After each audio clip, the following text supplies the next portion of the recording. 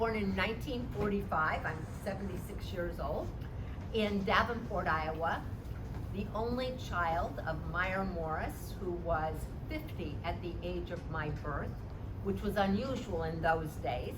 My dad had been married previously to an Orthodox Jewish woman. My father was Orthodox, and she died in childbirth. And when his wife died in childbirth, the baby went to live with the maternal grandparents because my father was alone, obviously, and he couldn't raise a newborn baby. My father worked for Al Capone. He was a runner and picked up bets at various locations all over the city. And then he also worked as a referee in the NFL league, the football league. And as a runner, one of the locations that my dad went to 3 times a week to pick up bets for the horse races, was an insurance office where my mother worked. My mother was a secretary. When he met her, she was 32, 18 years difference, and she was really considered to be kind of an old maid in those days at 32. When my own son didn't get married till he was 35, I was very worried, but now that's so typical. Anyway, my parents got married, and initially, when my parents got married, because my father was an Orthodox Jew, and my mother was not Jewish, he did not tell his parents that he married my mother, and he was sleeping at home every night because he was afraid to tell them. And my mother said to my father, if you're not living with me by the time this child is born, then don't bother to come here at all.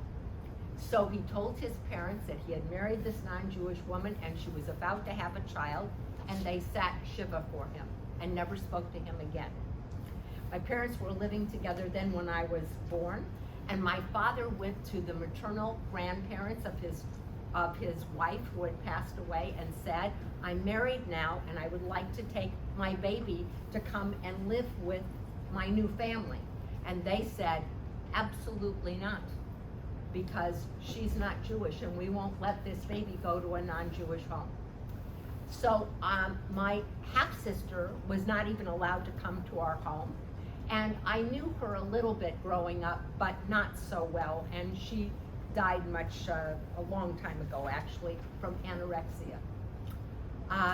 So I grew up with my mother and father in 1945, just after the war was ending. And my mother had every intention of raising me as a Christian child, which she did, as a Lutheran. And she said to my father, because the war had happened, I want to make sure that nobody would think that she's a Jewish child and take her away from me. So I want to make sure that she gets baptized, and so I have papers proving that she's not a Jewish child because you're Jewish. And my father said, this is back in the day when people believed that you're only Jewish by matrilineal descent. My father said, you don't have to worry, she isn't considered to be a Jewish child, but my mother wanted to have the papers. Later, when I converted to Judaism, my mother thought that this was a tragedy, that she had gone to such lengths to protect me and anyone from thinking that I was Jewish, and she said to me, you can convert, but I want you to know that your papers are in the Davenport Bank and Trust Company, and you can always go there and take them out if another war starts and the Jews are taken away, and you can prove you're not Jewish. I grew up going to Lutheran Sunday school, and later, when I married a Jewish man. He wasn't so very Jewish. He was a Reform Jew, and I said to him, would you like me to convert to Judaism? And he said, no, I really don't care, but my mother would. In fact, my mother-in-law was very negative about him marrying someone that wasn't Jewish, so I said, no problem, I'll convert. I was living at the time in Denver, Colorado, and I went to the Reform synagogue there, and the rabbi said to me, I'm happy to convert you, and because your father's Jewish, you don't have to study. So he said, in fact, you can pick a name out of the book, as your Hebrew name. I picked Vered because Vicky Vered. He said to me, abracadabra, you're Jewish.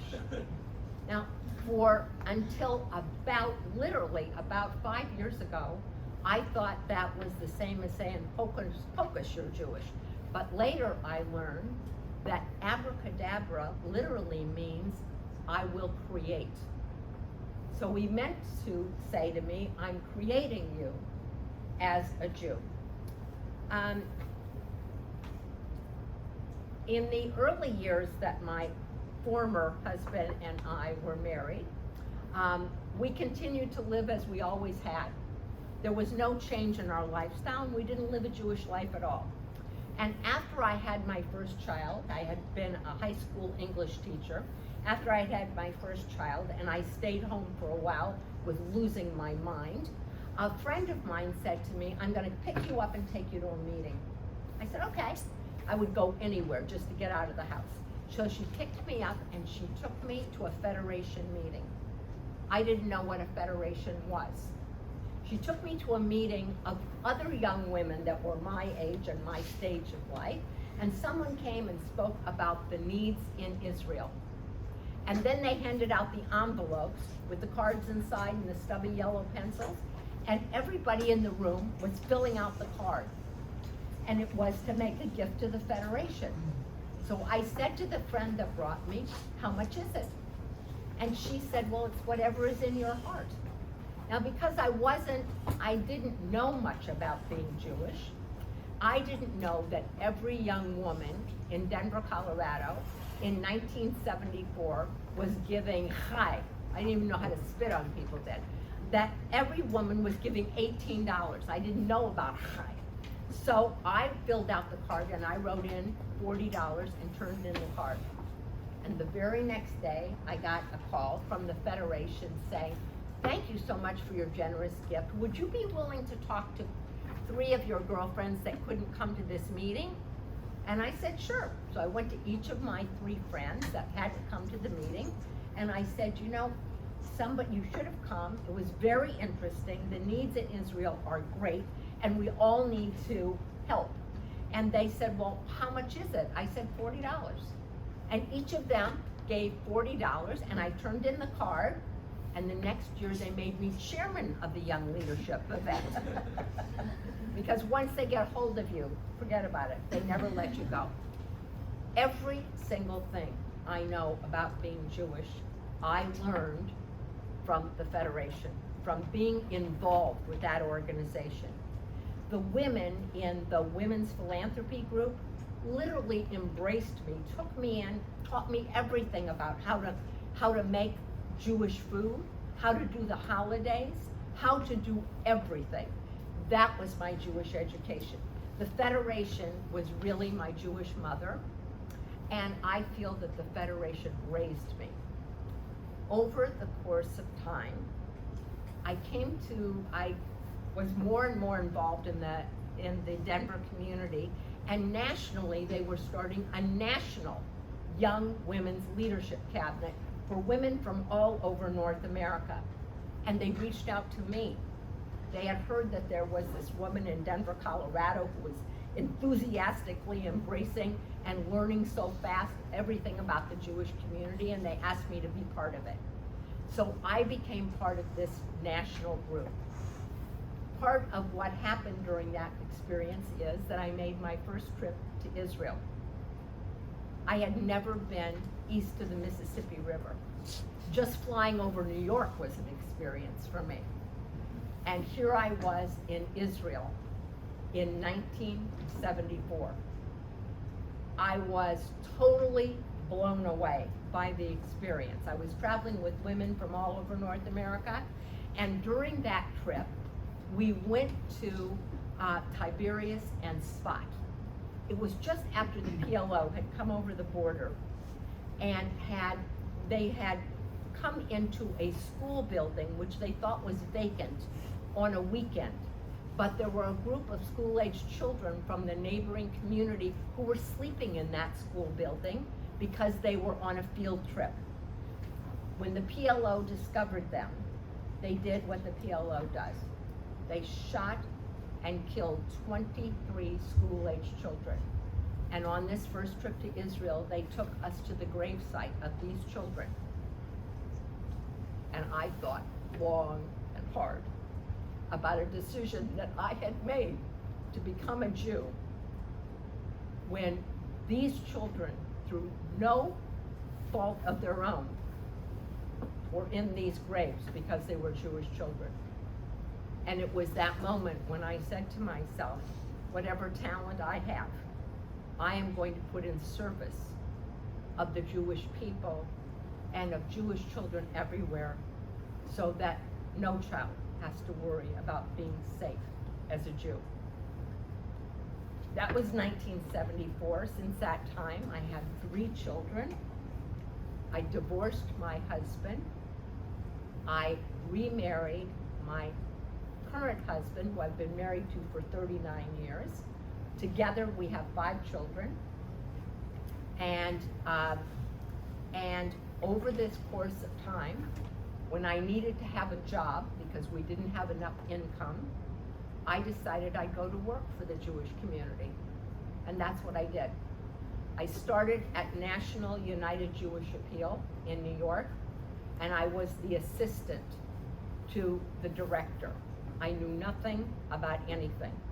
And everything I learned about being part of nonprofit life, I learned there. I was so lucky to be mentored, to be taken in and helped by other people.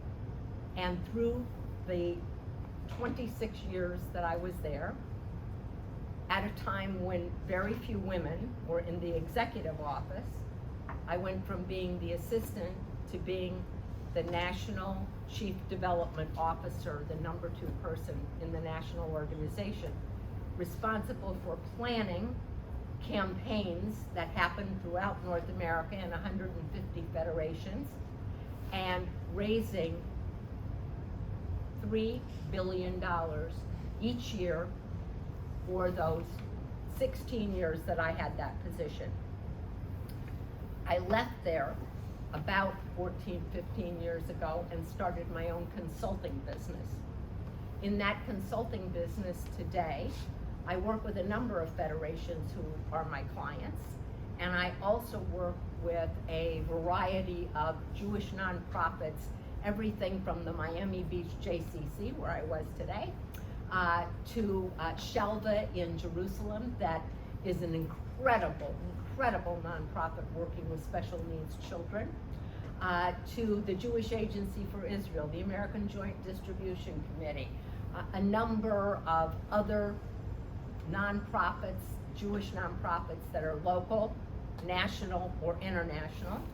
And over this course of time, I have also started to work with high net worth, multi-generational families that are philanthropic, have family foundations, and are interested in succession planning in their families, bringing their children and grandchildren into their family foundations. The work has not only defined my life, it has made me a woman of means. I have earned every dollar myself. I am totally financially self-sufficient, and I believe in aligning my values with my behavior. I believe that I need to live my values every single day. That's why the largest gift I make each year, which is 5 figures, is to the Federation, the Miami Jewish Federation, as well as to the Palm Beach Federation and a couple of other federations as well, because I think they're doing some extraordinary work. My clients are often also recipients of my philanthropy, because I align my values with my behavior. And I believe so strongly in what I do that I want to support it financially. I have been able to live a huge life, a huge life. I was no one from nowhere, and everything I have and everything I am is the result of walking into rooms like this and not feeling like a stranger, but feeling like a member of the family. And I believe that it's family first. I take care of my own family. I take care of our family. And it is a life that has not only been meaningful to me, but I always say it's so good to be me. I am in debt forever and in perpetuity to the Jewish people for embracing me. That's why not only do I make a significant number of philanthropic gifts to a wide number of nonprofits, but it's why I've endowed my gifts. I've endowed that gift in Denver because they took me in and raised me up, and I have endowed my gift here in Miami because when I'm not here, I want my money to be here so that my children, my grandchildren, my great-grandchildren, who I will never know, are within the embrace of a community that cares first and foremost about each and every one of our precious children and the precious children of the Jewish people, no matter where they may live.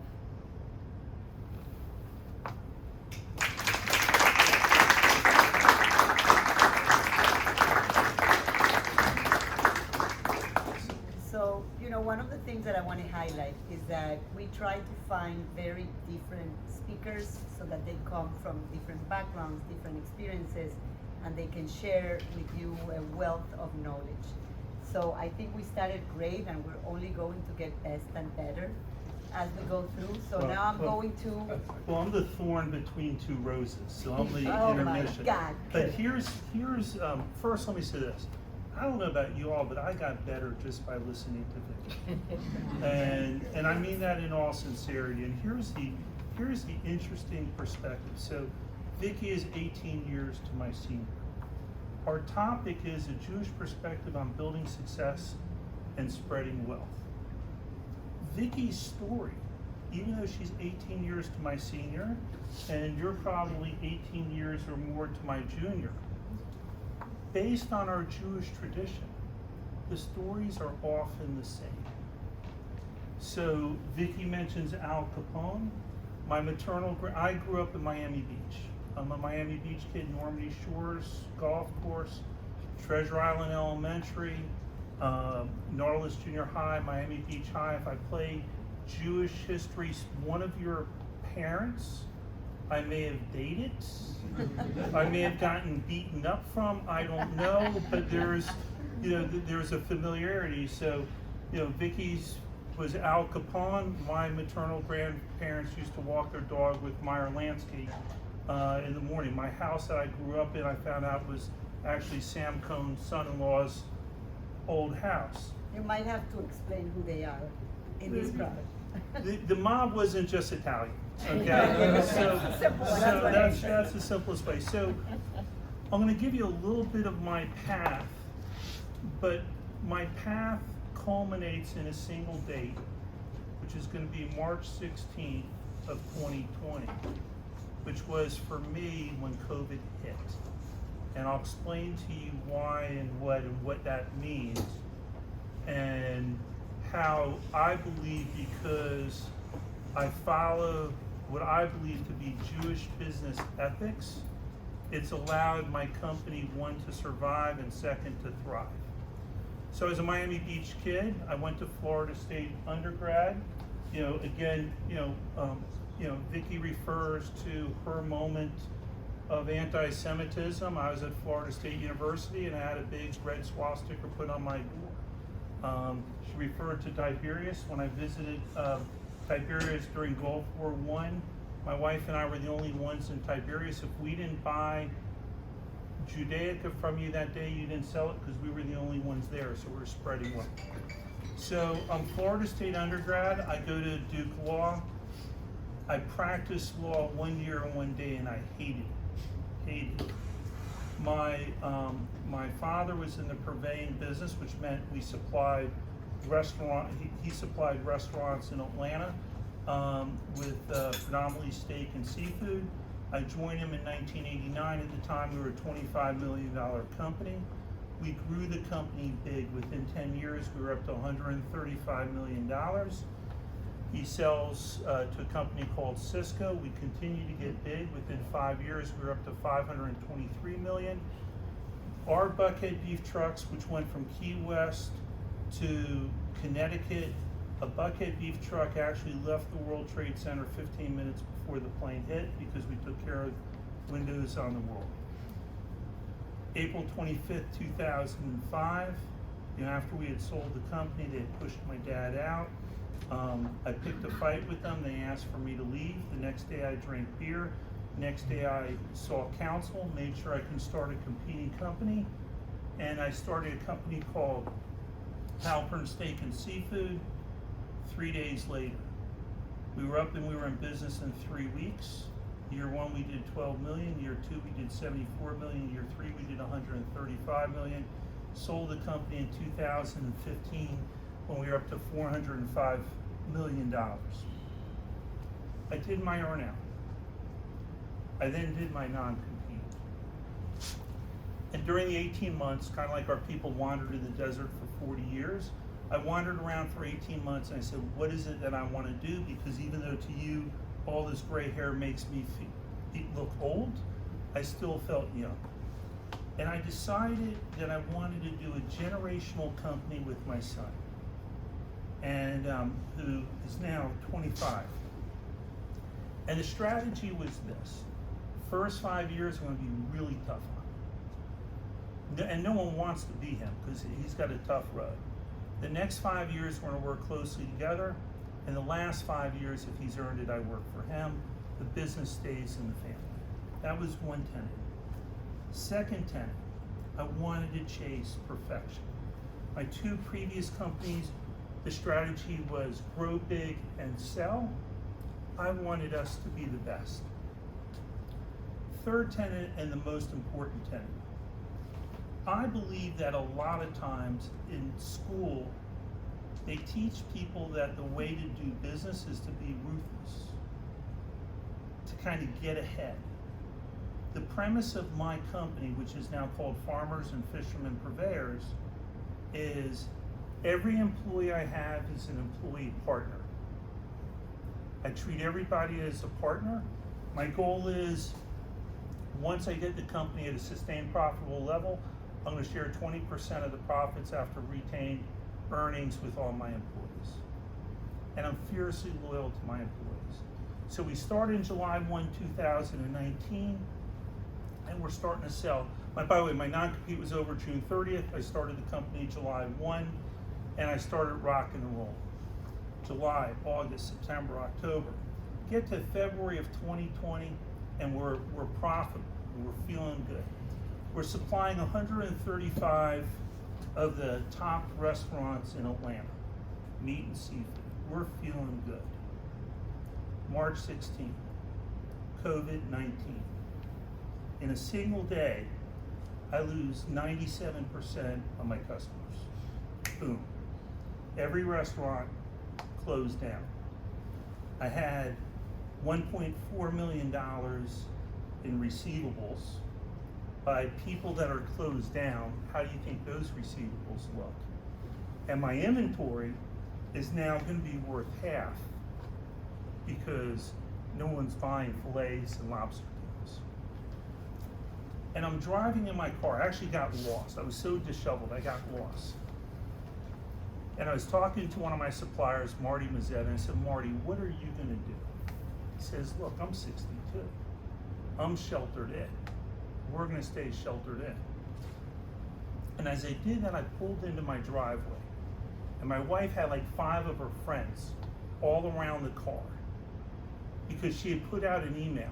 And she said, because stores were running out of food, if you need food, you can get it from us. I'll run through the plant, blah, blah, blah.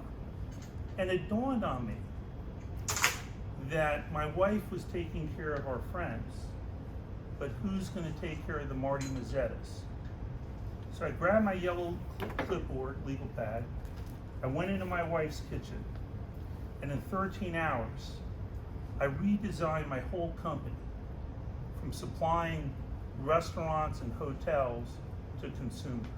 We became from a B2B to a B2C. You say, well, how tough is that? Well, unit of measurement's different.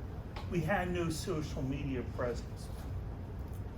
The next morning, I called a meeting with all my employees, and everybody was scared because all the food companies, all the big companies, were knocking out people. And I made the announcement. And I will tell you, before this happened, when I walked in my wife's kitchen, I did sit on the floor for about 5 minutes. And I started counting money, and I said, okay, I'm gonna be okay. You know, if I close down, I'll be okay, I'll eat. But I knew my employees wouldn't be, and I knew the community wouldn't be. So the next morning I said to my employees, my employee partners, which is what I call my employees, I said, 1, no firing. No one will be fired. No furlough. No reduction in pay. No reduction in hours. No reduction in benefits. And as we grow, we're going to go ahead and hire the spouses and the family members of my employees. I said, in exchange for this, I need for you to be perfect. We have to be perfect. And they were. I took everything I knew in business, converted it into that day, saved the company, and now has emerged as the industry leader. My true north was to do the right thing. And what it really did now is, as restaurants came back, my competitors, which knocked out their muscle, the guys making deliveries and stuff like that, they weren't able to service the market. I'm now 5 times larger post-COVID than before COVID. I believe that success is based on Jewish business ethics. So how we give back, first is, how are you giving back to those that are closest to you? We take for granted that we know attorneys and doctors. Most of my employees are not high school grads. The difference of me connecting, I have an employee, literally Podge, who just turned around and he needed hand surgery. He didn't know a doctor. But I can connect him to a doctor who I'm friends with. And now Podge will have 100% use of his hand that he would not otherwise have done. You connect them with attorneys, because sometimes things can go downhill fast, and a good man or a good woman could find themselves in a situation, and now they can get good representation. And I'll also tell you, if you follow Jewish business ethics, you are probably in contrast to everything an HR supervisor will tell you. I have a couple employees who would not qualify for houses, that I bought the house for them. And then they're paying me rent, and then we'll work it out to where then they can buy the house from me. Now, there's a whole bunch of problems when you do stuff like that, but it's the right thing to do. And what I found, and here's the message to you, is if you do the right thing, it normally works out well for you. If you do the right thing, your reputation, which is either your strongest sword or your weakest link, it says something. Vicki and I played a little tag, and she mentioned the name Stephen Seelig, which is one of the great names in Atlanta. And Stephen's reputation just is amazing. And my goal is 18 years from now that I'll be able to have the success and the stories that Vicky does. Now you're behind me.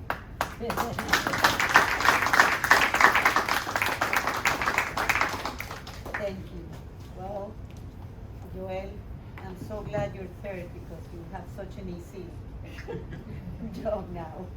Yeah, I was listening to them and I was only thinking about success and building wealth. So I was saying like all the time like, okay, definitely that's not my story. So my story is basically success being rebel in trying to not continuing the status quo of just following, being employed in a corporate, and how that could translate to spreading maybe wealth of others, but not mine. So I'm gonna tell you a little of what I've done because I'm a few years older than you, 32, but not far from where you are. Basically, what I do is that I built 3 years ago a software company, artificial intelligence company that helps banks in Latin America increase their credit originations to their underserved but credit-worthy applicants using alternative data and auto machine learning or artificial intelligence. So basically, in Latin America, we have 500 out of 600 million Latin Americans that lack access to affordable credit, and at least since in the last 2 years, we have generated as a society more data than in the history of the world. New sources of data are enabling access to credit as never before. So imagine here that you feel that in the next 5 years you could potentially, now that you have potentially you have a lease in your car, you have a student loan, but you could potentially have also a house, right, or whatever else. In Latin America, 80% of the citizens, they don't even dream to have that. So those 4 different basic things. So, and that's important since it's directly related to quality of living. So if you have a good house, if you have a good whatever, you have working capital to start a business, if you have money to send, a loan to pay for a surgery to a family member, that's all completely related. So so in the we were able to basically in the last year win FinTech Americas, which is the largest FinTech and banking conference in all Latin America, and that basically enabled a lot of funding from investors and that enabled a lot of partnerships and clients and growth. And then this year we won, Michelle is here, part of Visa, we won, we came out to be the second most innovative company by Visa in all Latin America. And that happened, those have been the 2 biggest milestones that we have. We grew up to more than 30 employees now, and so I want to go back to how everything triggered, just for you to imagine that I was sitting like only 4 something years ago on your end, and maybe trying to trying to show you the mindset that I was having in order for everything of that to trigger. So when I was saying that the success of being rebel and not wealth, it's because startups, as you might know, assume a lot of debt to actually do everything, and in the first 5 years you are not a profitable business. So you are basically having the potential of building something really big. So for the next at least 3 or 4 years, we're gonna be losing a lot of money. So and that's fine for those that are not familiar with the startup and the Silicon Valley and all of that world. So basically, I'm gonna go back from scratch and tell you what happened. So I'm put in my timer, right? No.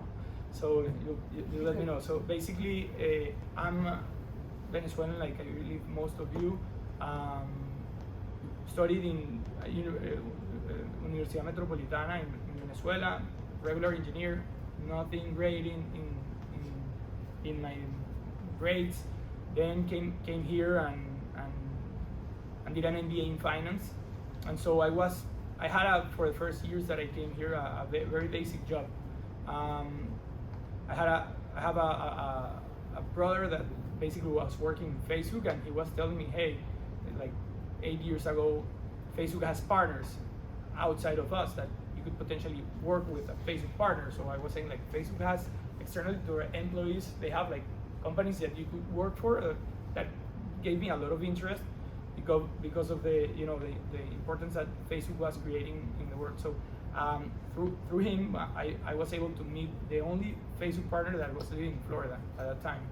So my idea was trying to build a digital advertising company, like many of you that might know doing that. But I wasn't sure that I wanted to do that because that's more on the graphic design and things like that. That I'm an engineer, so I don't have those skills.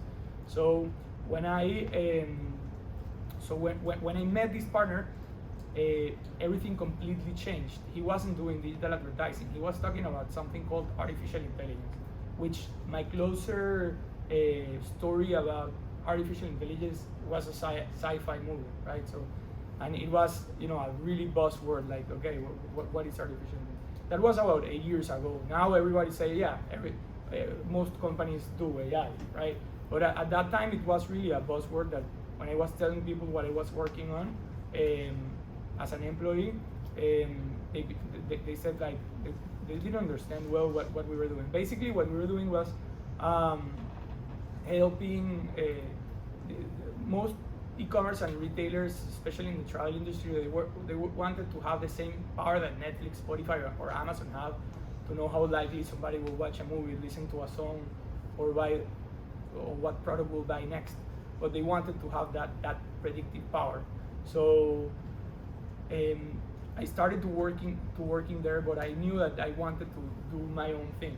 So I basically started exploring how could I apply that predictive power, that artificial intelligence power outside of that organization.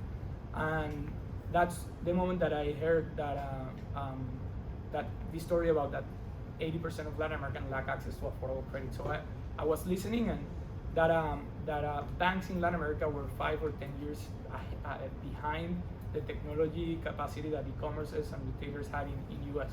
So I basically said, okay, what do I need to do to try to basically take this technology that I already worked for and start my own thing. So I started listening to something called angel investors. I don't know if you have heard about that, but angel investors basically are people that have made quite of a small fortune or whatever, but that are risky enough to diversify and invest in talent in very risky opportunities. So imagine somebody that has zero revenue, just an idea, and that you will be willing to give him money. So I was able to, after having like 20 coffees in Starbucks, finally get $50,000. So I mean, it was a big challenge. And with that, I was still employed. So it's not that with $50,000, if you quit your job and you don't have revenue, like you don't do nothing. So I started to working extra hours on the employment that I had, and put also my payroll and my salary in for a total of, in 1 or 2 years, of $150,000. And I was like taking that ship. I knew that it was 10 to 15 years before what banks had, because I already had the experience in here in mid-sized commerces and retailers in US. And then the COVID hit. And when COVID hit in February of 2020, I already had like 5 employees and around 5 clients, and still working like almost full time in my other employment. So I applied to this FinTech Americas conference, and suddenly we won. And in the next week, we had $600,000 at $8 million valuation of the idea, right? So definitely we had something now that we could potentially increase the team and things like that. I want to stop here and add 2 different comments that helped me create the mindset for doing all of these crazy things. So the first one was that I heard that Jack Ma, the CEO of Alibaba, said that basically, if you want to do whatever you want to do, try to, between 20 and 30, to try to find and move around all employments. Like if you hear your friends or family saying, you quit it after 6 months of the employment that you got and the salary, you can change many times, okay? It doesn't matter between 20 and 30 what you do. Just go horizontally across many industries and whatever you want to do, and at least try to identify one thing that you might like to do for the rest of your life, right? And then between 30 and 40, take those 10 years to actually, that this is words of Jack Ma, not my words. 30 and 40, try to be near the greatest people in that field that you already took 10 years to identify.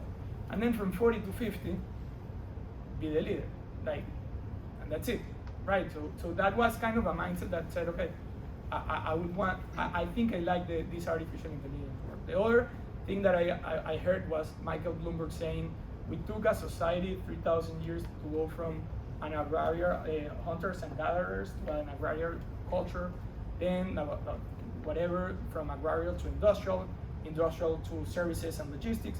Whatever is going to happen next, it will happen during the lifespan of people working today. So that's the mindset that you should have. So when I was seeing that, yeah, in 5 or 10 years, the artificial intelligence market industry was going to be super huge, it took half of the time that I read in the books.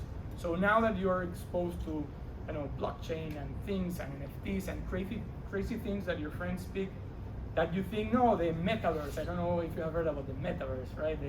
Everything that is happening with, I don't know who saw Ready Player One, a movie. But basically NFTs and the CryptoPunks and things like that you don't kind of connect what's happening with what we have today. You should try to be in the side of the story that you believe instead of being the skeptic, because that potentially will happen faster, right? Now, connecting a little bit about the spreading wealth part, I always had that part in me, like everybody, like that basically you want to do something to help, right? In many ways, create a foundation someday, whatever. But when I heard that I could basically speak to the owner of a bank in Guatemala that holds $4 billion in their hands, and he doesn't know about artificial intelligence, that by you just providing your service, you could charge him thousands and hundreds of thousands of dollars. But at the same time, provide access to all of these families or people that want to start a business, pay for medicines, and build the house that could give them a better quality of living. Actually, credit is the second most important data source in the data era after the DNA, right? So credit touches 14 out of the 17 goals, development goals of the UN. So whatever is going to happen in the next 20 years related to credit, I want to be there, right? So I started to feel that every credit score that I was providing with artificial intelligence to these banks to enable to at least provide to 250 out of the 500 million Latin Americans that do not have access. It's every score that I see, it's a new fund or a person that I see that it gets approved.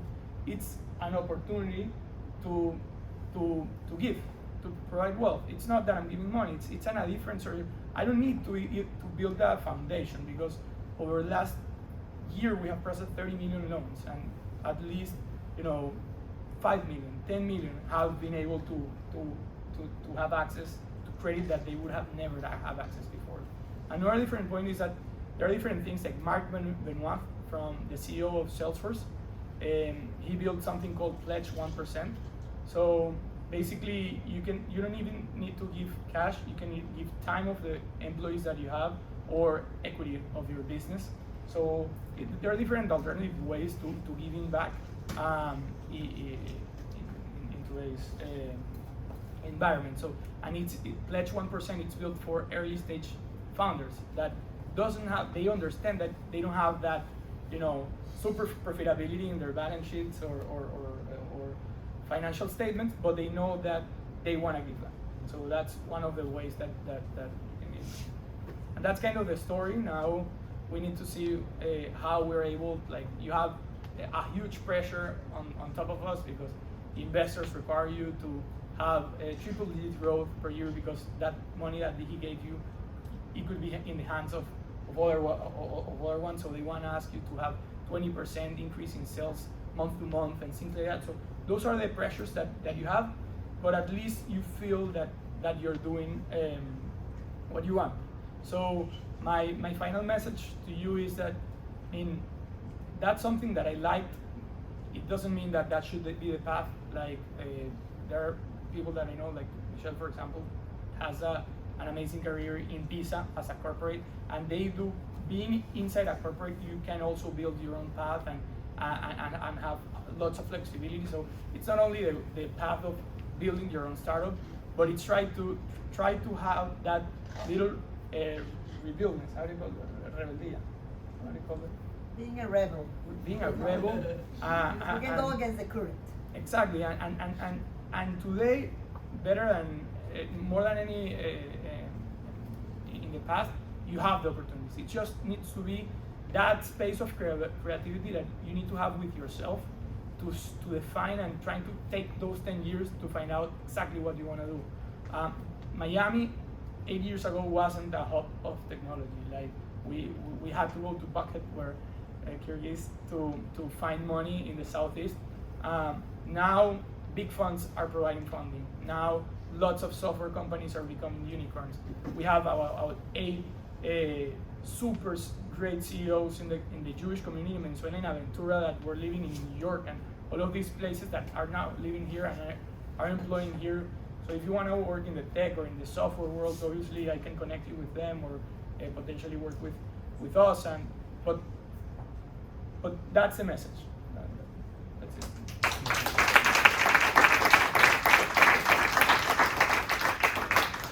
So I'm going to open now for everybody who wants to make a comment, ask a question. If any of the speakers, now that they've heard each other, want to add something, also feel free. So is there anybody who has a question to start? Moises. I can start. This is a question for Vicky. So, as you know, this is an organization that we're called Joya, and we're very small, and it's a very, very small nonprofit, and we are not even employees, so we're just all volunteers. So it's very hard for us to find the time to do things. So I wanted to ask if you have any type of advice for us to start for fundraising within the community at such a small scale. I think you have a new client.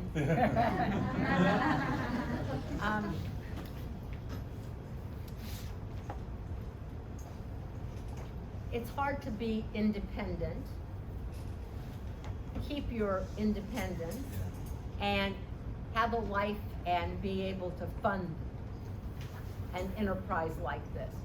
That's why one of the things you might consider is talking to larger organizations that would be willing to help sponsor you. You know, as an example, and I'm not an advertisement for the Federation, even though it's an important part of my life, the Federation doesn't provide direct service. It funds other organizations that provide direct service, like yours. So there might be a possibility that you would go to them and say, here's what we're doing. We need funding. Would you be willing to support us? And they would allocate funds to you. That's a possibility. I think it's, especially for people at your age and stage of life where you have so much going on, you are all focused in so many different directions as you start to knit together what will become your life. I'm not sure you have the time to take on fundraising. Yes, you could throw events. It takes a lot of work to do an event, and that's not where the money is. The real money is in being able to find support, and the best support comes from major donors. Angels, people that are willing to take a chance, people that believe in you. And there are people in this community that support these kinds of efforts. I can think of people that are very large donors to many things, and their sweet spot, what they really care about is this generation, keeping this generation connected to Jewish values and Jewish life in new and different ways. There's a realization by those our age that you're not going to do it the way we did it, that there's a different way to have it done, and that we need to be as inclusive and as welcoming as possible, and that we need to experiment with not our ideas, but with your ideas, and we have to be willing to invest in those ideas. So you need to connect yourself either to a big tent organization like a federation, or you need to find those angels, people that maybe would be willing to, 5 or 6 people that would be willing to underwrite your budget for a year, and then as you become more successful, as you grow, they would grow with you. With that comes responsibility. So once you find them, you have to show that you're doing. But just this event, I hope you're enjoying it as much as me. But it already shows what Joya can do. So yeah, Sheko for you guys. Thank you. Yes. I have a question for Joel. How do you maintain your work-life balance? How do you maintain your work-life balance while still integrating Israel in your work and in your guidance? Integrating Israel personally, right? And professionally, if it's applicable. Okay. So I would say Judaism more than Israel, if it's fine. Perfect. So yeah, I mean, currently I'm married. I have a baby of 9 months. So I mean, and COVID basically enabled the working from home and prevented the traveling. So that helped me in the last 2 years being close with my family, and then also prevented me to making excuses to travel every 3 weeks as I was doing prior to COVID, right? So obviously being close to my family is like priority number 1.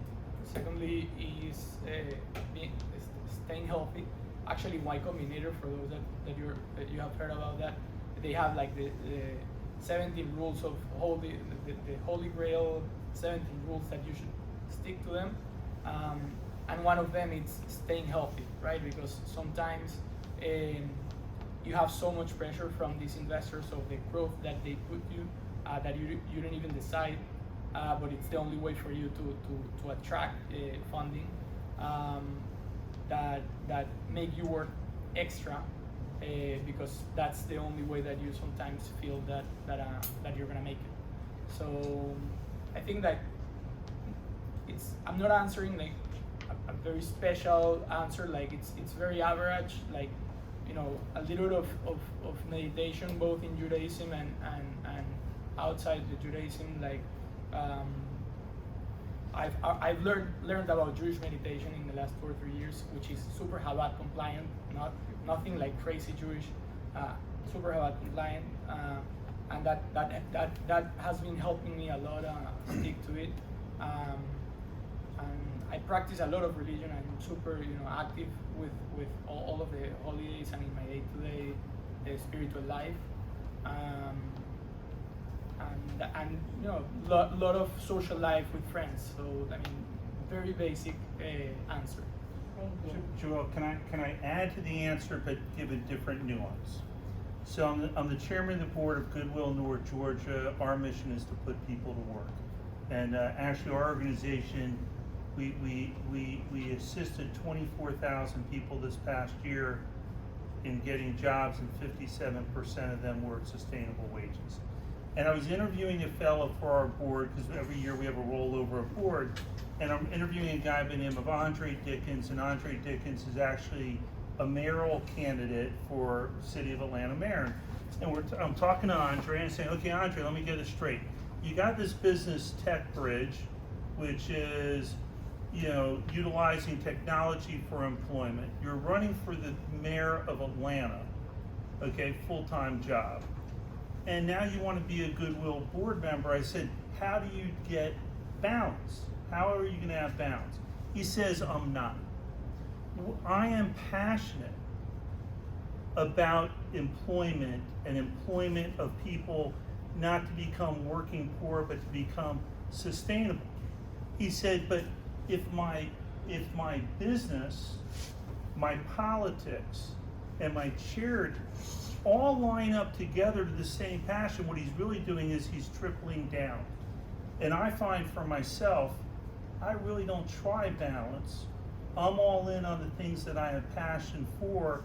And what happens is, if you really love it, none of it is work. And what you find is you're racing the day as opposed to the day dragging for you. Okay, add it on? I mean, it's hopefully one day I'll think that way. Currently, I've been passing days lately that I feel a lot of stress that and things like that I never felt like. I've been always super had a lot of equilibrium. So very simple mindset, but sometimes I overwork and that makes me have being in pain, like that you need to solve. So from doing massage, stopping making exercise, sometimes do more exercise. Like I've been trying to changes, but sometimes I even I love what I do. I mean, it's super intense on the early stage. So, But intense is good. yeah, at least I'm enjoying it. I didn't have any work-life balance in my career. In fact, until COVID hit, I was literally on a plane every single week of the year, all over the world. And I will tell you that I also have 5 very successful children that work very much like I do, who have also raised families, made a lot of money, and their work balance is the same one that I had. I worked like a dog, and then when we had time, when we cut out time for vacation, we vacation like dogs. I mean, we have the best time. My son, who was has been the managing partner of his law firm, which is in 14 states and has about 400 attorneys. He was the youngest managing partner ever. He did it for 6 years. He traveled like I did. At the end of 6 years, he said, it's someone else's job. I have worked very hard, and I am taking a 3-month sabbatical. So 2 summers ago, he took his family, as well as me, I was on the first leg of the sabbatical to Israel for 2 weeks. Then they went to the Maldives for 2 weeks. Then they went to Africa for 3 weeks. And then they went to Europe for 4 weeks. It was an incredible experience for the parents, for the children, and it's a great example of the spoils of hard work. I say work hard, play hard. I'm not so much a fan of work-life balance. I think you've got to be driving hard about what you're passionate about and do as much as you can, as long as you can, and everything else falls into place. I think you teach your children the value of work. I told you that I work with a number of high net worth families. I mean, we're talking about very significant families. If I told you the names of some of my clients, you would know them because they own huge, huge things. And they have made zillions of dollars. And in so many of those families, the disconnect that they feel today, and the reason they're hiring me, is because their children didn't see a work ethic. And their children don't work. They live off of the money that grandparents made. I'm not a fan of that. I have 3 daughter-in-laws. One of them doesn't work. That doesn't work for me. That's a waste of a mind. And We need that mind. It's not okay. raising children and family life is not, in my view, a full-time job. And when you're interviewing for a job, don't ask about work balance, okay? Because most of us, when we're hiring, or we're looking for, when I'm hiring someone, I'm looking for someone that kind of acts like they're on meth. I want the person who's really, I want the person who's real wiry and that wants to go out and conquer. So as you can see, you're not gonna get one answer for work balance and other questions that you may have, but it's always interesting to see how they did what they did, what they went through. I think that no matter what you all say, what matters is that they all show passion for what they have done. If you love what you do, it will make a good impact in anything else you have going on in your life. Can I just make a comment and a follow-up question? Sure. So, I work full-time, by the way, but I go to school at night at Duke, actually. I'm at Fuqua, I'm a second-year student, I'm doing my master's in quantitative analytics. And one of my classes it's called Navigating Organization. So, we were talking about the generational differences on what employees expect, right? So, my question is, do you think the work-life balance is a generational Yes. is a generational thing, meaning that we were talking about this company, I don't remember the name, they do something related to iron, and they were commenting that basically you make as much money as you work. No, it's like a performance-based salary type of thing. And typical 24-year-old, I raise my hand and I ask, okay, but what about the learning culture, the everything? And the professor told me exactly what I think your answer is gonna be, right? But what do you think the generational expectations of not only work, but I think giving back are between what you have seen? So let me jump in first as a fellow Dookie, okay? And let me also pivot my answer to some extent, okay? Let me tell you who I love hiring as sales reps. I love hiring single moms or married moms. That is my best sales rep. Because one of the things I learned about moms is they don't play. A mom doesn't at Friday at 3 o'clock in the afternoon go to a golf course. And what a mom is really great at doing is figuring out and prioritizing. As an employer, the very first thing that you accept when you have a mom is the most important thing to her is not her job, it's her kid and her family. So you have to accept that. But then she views her work as a means to help contribute or to provide for her family. So to me, that part is great. I'm not looking for the person who sacrifices their home life, sacrifices their community life. Most of the time when I hear balance, it's normally somebody who isn't gonna work as hard. I moved my flight up, so I'm flying out tomorrow morning at 6 a.m., which means I'll leave the hotel at 3:30, because my sense is my business is not executing as well the last 2 days, so I'm coming in. Generals lead from the front, not from the rear. So from my perspective, yes, a mom, someone, their family comes first, and as an employer, our job is to create an environment so that conscientious employee joins the company and treats the company as their own. So I wanted to pivot just a little bit. Does that answer? There's no right answer, no? So yeah. There's no right answer. But there's a right That is- answer for you. There's a right answer. You know, everything's going to be different. It's also got to be what you feel for. What I would also tell you when you're interviewing and you're trying to figure where to be, and something Vicki and I spoke at during dinner, is you got to find the mentor. Who is it that's going to make you better? Who is it that's going to be vested in your success. And normally everybody who is successful can point to a mentor who really invested in them. And if you don't have that at your current employment, that's when maybe you consider one trying to find that person, or you may have seek alternative employment. You know, that there's a lot of things that have changed through generations.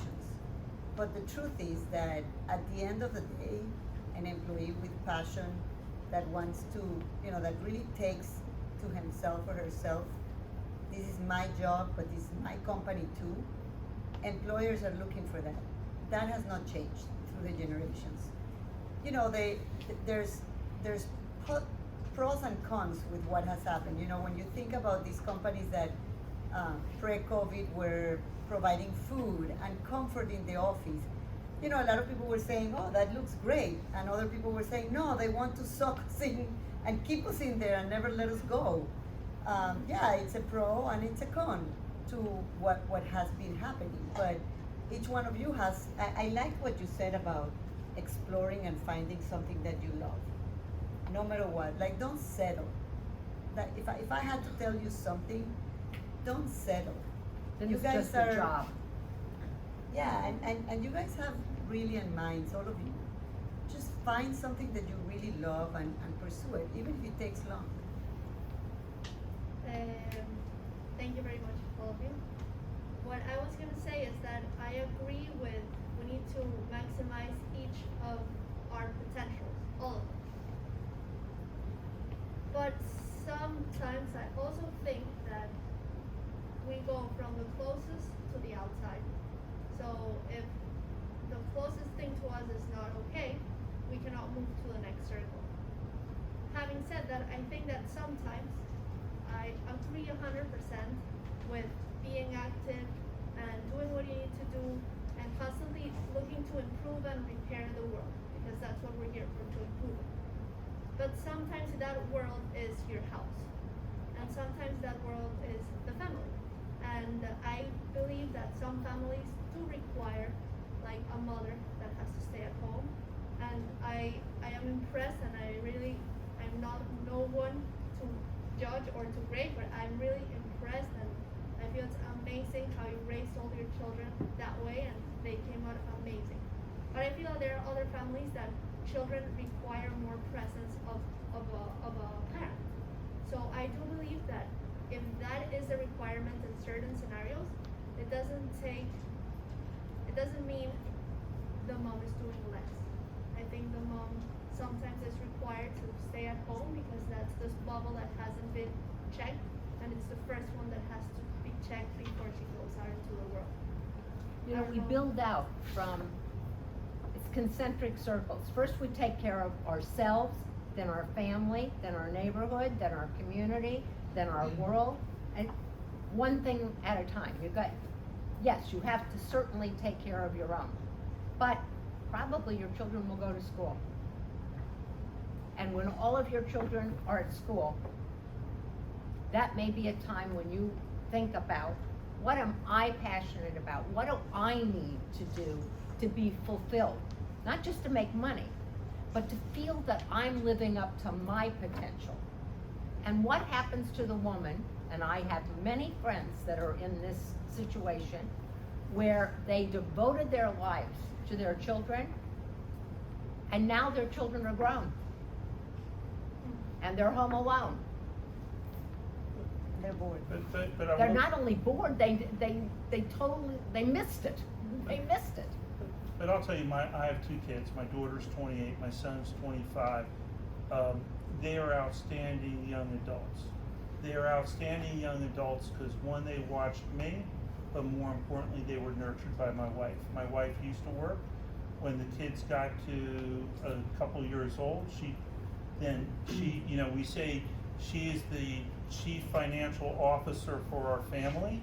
She took care of the kids, and my daughter and my wife are bestest friends, and my wife did not return to really working other than in supporting me, and that is, you know, to me that's also a great life.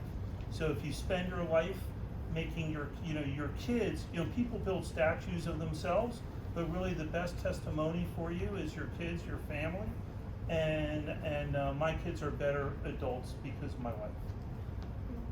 I want to add something there. So most of especially the moms to be, God willing, that we have here, have at least 3 or 4 or 5 more years to become a mom. So going back to the idea of trying to be as horizontal as possible at your age, now is the time for you to be super exposed to learning anything, everything.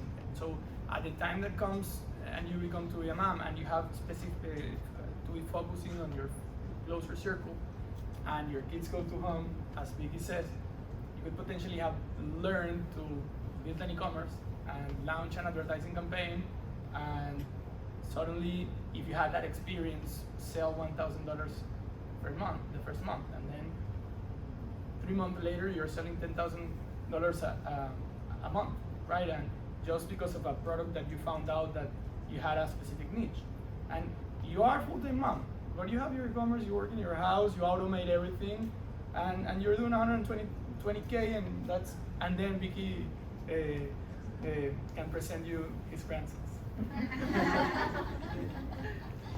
Yes. I would like to add a personal view for this. My wife actually, we have 2 kids, and she told me I'm not going to stop working because I know that if I stop working now, my brand and my ideas will die.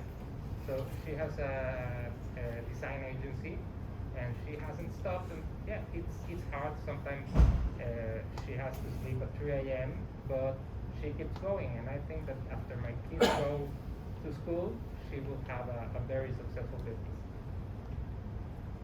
Listen, for everybody's different, but yeah, if you can manage that, it's ideal. I agree that stopping completely, it's hard.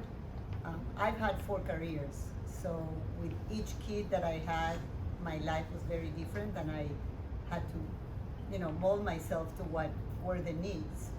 So, I think that you guys are lucky that, both mom and dad today are more involved in the raising of the kids, so you can expect more involvement from both. And then when one has to work more, the other one can take over and not feel as a mom, I can't leave my kids because my husband can take care of them. Right, Joya? Any other questions? I have one question for Joel.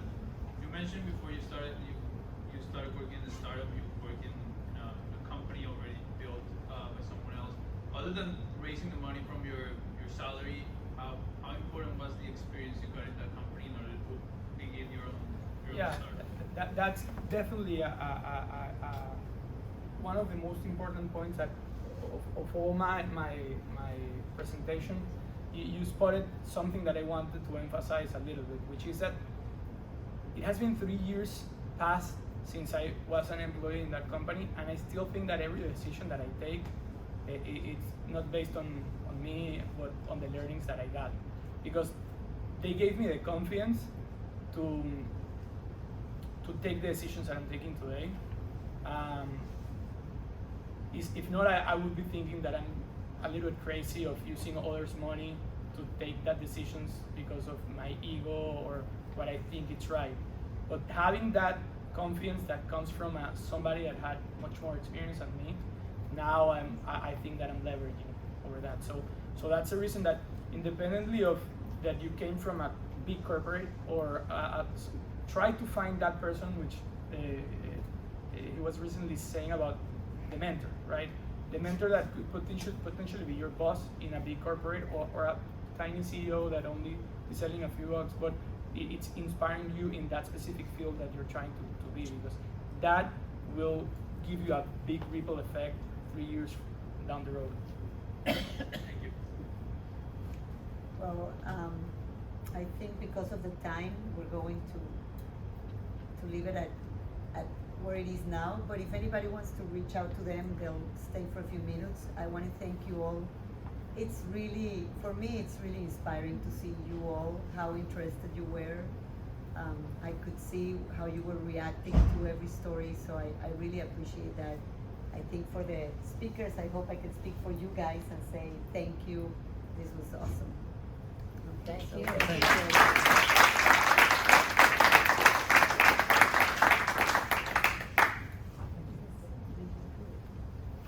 Amy, just one final thing, because we were supposed to do this in the sukkah before it was raining.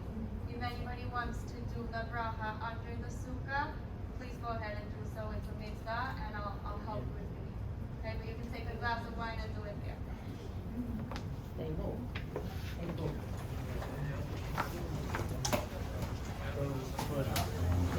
If you come to Atlanta, let me give you a story.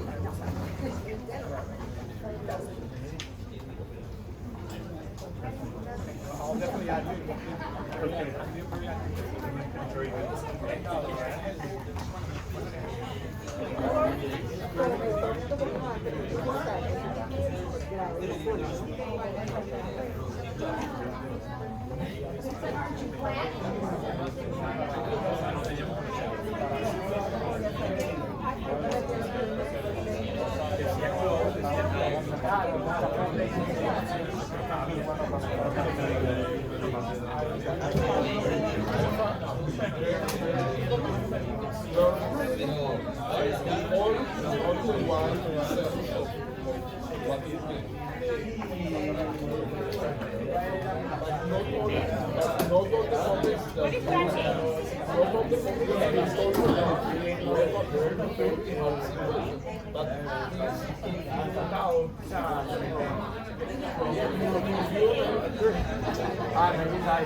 I'm sorry? Isaac, pleasure. What's your last name? Santana. Where are you from? I'm from Venezuela. Okay, but Oh, oh, wonderful. Yeah, I was fascinated by your story. Actually, the way you're breathing now, my father is actually in the system. Last about 2 years ago, I was doing